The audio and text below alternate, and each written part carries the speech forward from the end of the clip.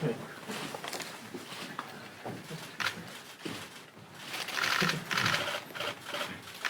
morning. More people here. When inflation rises, you show up. That's a good thing. Yes. Well, let's begin. In 1 week, it will mark 1 year since President Biden took office. And we should all be asking ourselves one question. Is America better off after 12 months of one-party rule in Washington? Well, let's recap to see what the answer to that question is. 1 million kids started the year off once again, dealing with abrupt school closures, returning to more uncertainty and disruption. I know you heard it from so many parents, being stuck once again. Homicides in 2021 were near record highs. In several major cities like Philadelphia and Portland, murders hit the highest rate in the city's history. Now we have, the reason you're all here, we have the highest inflation rate in 40 years, causing prices to surge. That increase you see there all happened under President Biden's watch.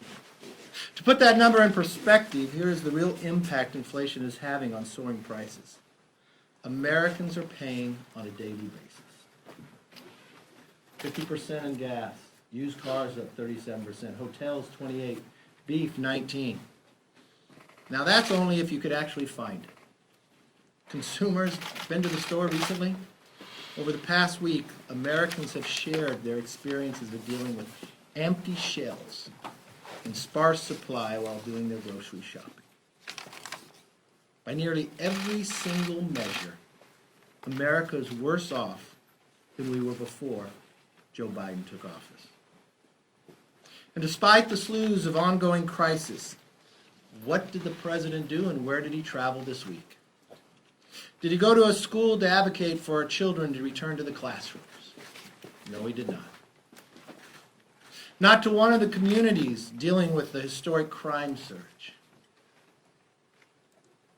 And we know he didn't go to the border to see the situation firsthand because he's been avoiding that crisis all year.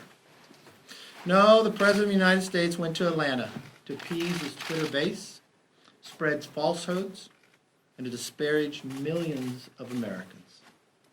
You know, the Biden agenda is now so toxic that the Daily Beast, that's far from a right-leaning publication, recently dubbed it as a Build Back Choir, because even Democrats are actively avoiding talking about it. And by the way, I have a question for all of you. Did anyone in this room find out where Stacey Abrams' scheduling conflict was all about? Well, maybe you just found one. Need any other indication President Biden is unpopular? As I come week after week, it is now 26 Democrats have announced they will be retiring. That's more than any cycle since 1996. And as I've said from the very beginning, that number will get higher. They cannot run on a record of failure. They definitely can't run on a record of accomplishment.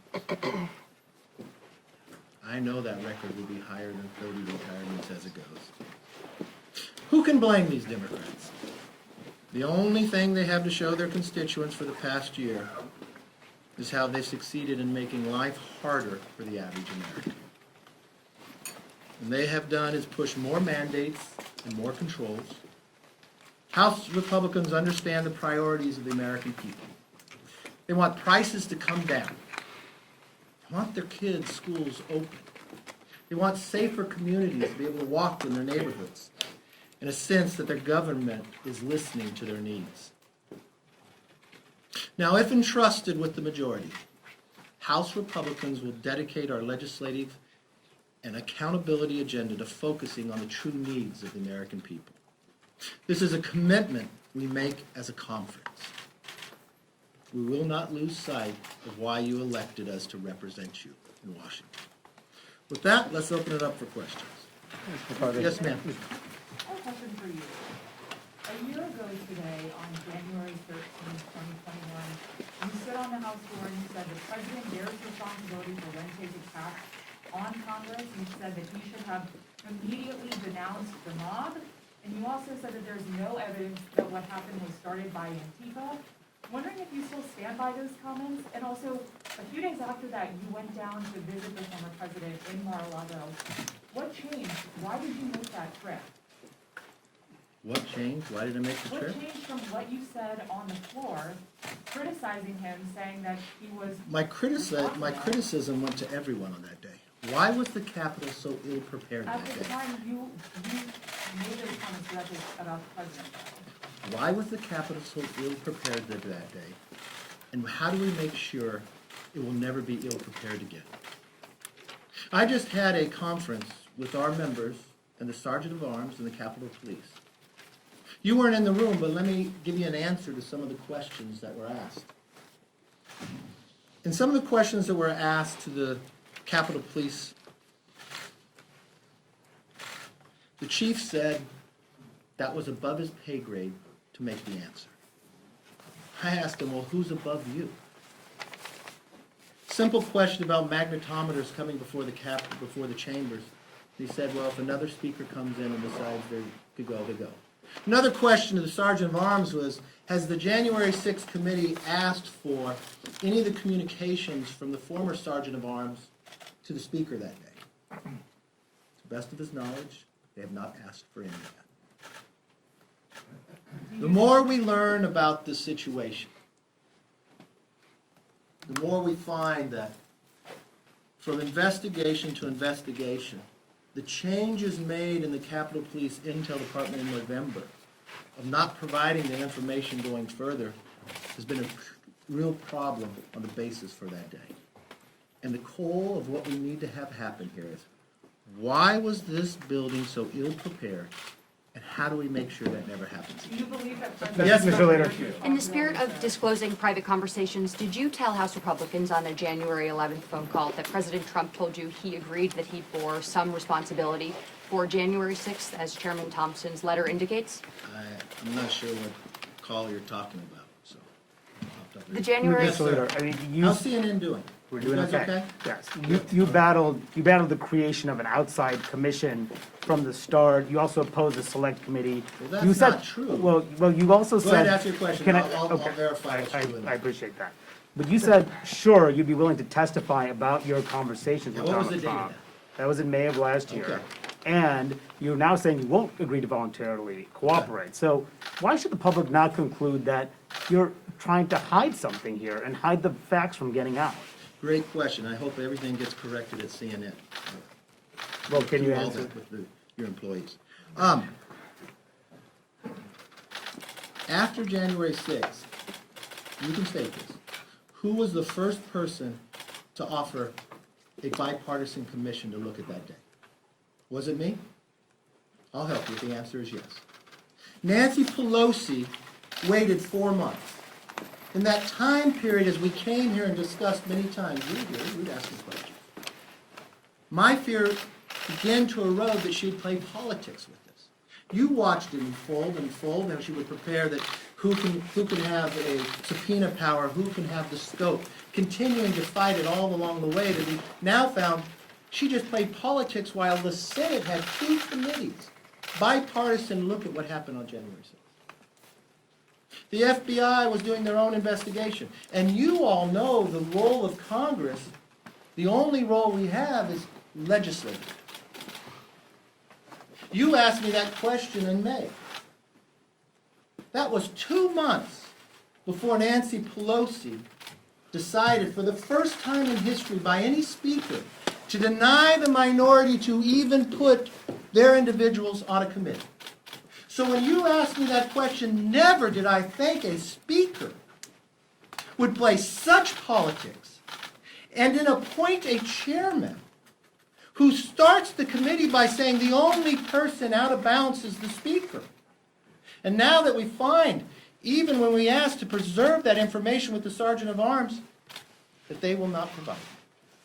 Maybe if Nancy Pelosi had done what other speakers would do, and not play politics with it, It could have been a different answer. If you're subpoenaed, will you defy a subpoena? Will you defy a Mr. subpoena? McCarthy, you have a unique window into the president on that day, January 6th. You were one of the only few people who spoke to him that day. Doesn't the American public have a right to know what the president of the United States was thinking and doing while the U.S. Capitol was under attack? You know, that's a great question. You know the great thing about that? I didn't wait a year later. On January 6th, I spoke to the American public. Not by one network, but by many networks. My conversation was very short, advising the president of what was happening here. There is nothing that I can provide the January 6th committee for legislation of them moving forward. There is nothing in that realm. It is pure politics of what they're saying. So tell us. Will you defy a subpoena? On that note. Yes. So when you're in the majority, the only oversight you guys will conduct is oversight that you intend to write bills off of? Is that your, because Congress has a long history of legislating, of oversight that doesn't necessarily result in legislation. You guys did it, Pelosi did it, Boehner did it, Ryan did it. I mean, there's a long history of that. So you guys are only And going to conduct. how often have we gone after people's phone I'm records? asking you about what you will do. What you will do if you are the Speaker of the House. Will you only conduct oversight that is legislative? You know what we'll do if we are entrusted with the majority? The first thing we'll do is talk about how do we lower the prices for the American public? How do we make gasoline price affordable? How do we put food back on the shelves? How do we stop this rise of inflation and prices of everything we deal with? How do we secure our border? How do we stop government mandating and controlling our lives? How do we make cities safe again? And yes, we will hold this administration accountable. We just found this week, I sent a letter with Virginia Fox. The Secretary of Education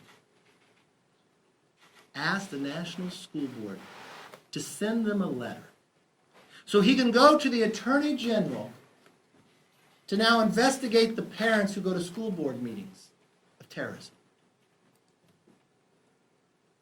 Afghanistan. We have 13 new Gold Star families. That never had to happen. How many Americans are still stuck there? Have any of you asked that question? The president said just weeks before he would not leave until every American was gone. The taxpayer that bought all that weaponry that the Taliban now has. You got any reporting and recording of where that is? Where's it being sold to now in the black market? IRS releasing Americans' tax returns. Yes, we can do both, and we will. I hope you all have a great weekend. Take care. And Will you defy a subpoena from the committee? Kevin, you're not gonna call me? Could you? Fascinating.